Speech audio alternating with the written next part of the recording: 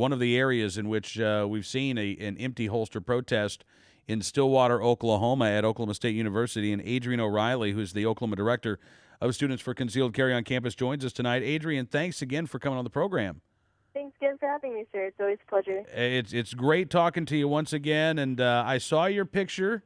You were right there in front of the Edmund Lowe Library with your empty holster and a big Yes, sir. smile on your face. It sounds like you and the fellow members of Students for Concealed Carry on Campus in Stillwater were doing everything you could to get the word out this week.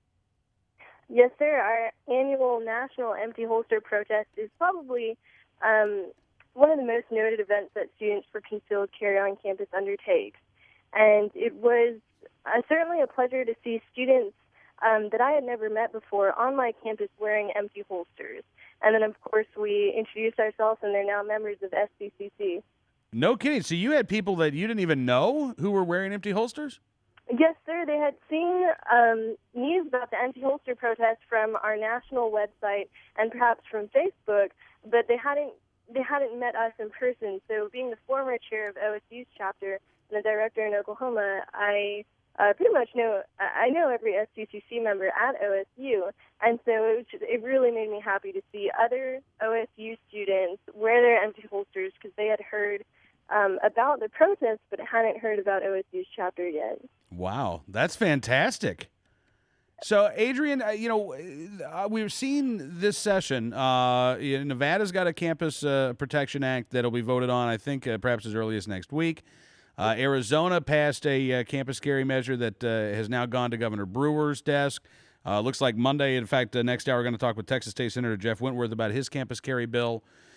This is the year, it looks like, that we're really starting to see progress made on this issue. Are you confident that we can move forward on campus carry even in Oklahoma? I am confident that we can move forward on this issue. I truly think that in Oklahoma, it's not a question of if, it's just a question of when.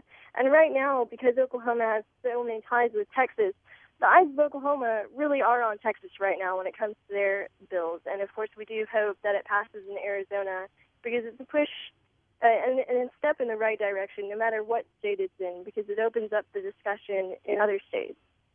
Yeah, no, you're. I think you're right on with that, and I think the more discussion there is, and clearly this is the year I think that we finally started to see a real debate on campus, and I think the lines have been drawn fairly clearly. A lot of the administration, a lot of the university presidents are opposed to these measures, and we know what their arguments are, Adrian. Their arguments are students like you are too irresponsible. You're just a bunch of drunkards who can't be trusted, and that the presence of a right to carry holder on campus will somehow make things worse. Those are the two main arguments that you're hearing, right? Yes, sir. And yesterday when I was sitting in class, I was wearing my empty holster. It was about 7:30, and we do occasionally get the argument that allowing people to carry concealed in their classrooms would distract from the learning environment. And I'm sitting there in the back of class with my empty holster, and there's basically a rock concert going on outside because the university decided that they would fund this rock concert on our campus, and it was extremely hard to pay attention in class. But yes, the university presidents do, and in their words, say they believe that this will lead to more violence on campus, but we have shown that it hasn't, because campus carry is not an untested issue. 2% of America's college students currently go to a campus that allows campus carry, and has done so for an average of 5.5 years, and they haven't seen a single negative incident. So we have shown that campus carry has done no harm, and every peer-reviewed journal article on the issue shows that it will do no harm.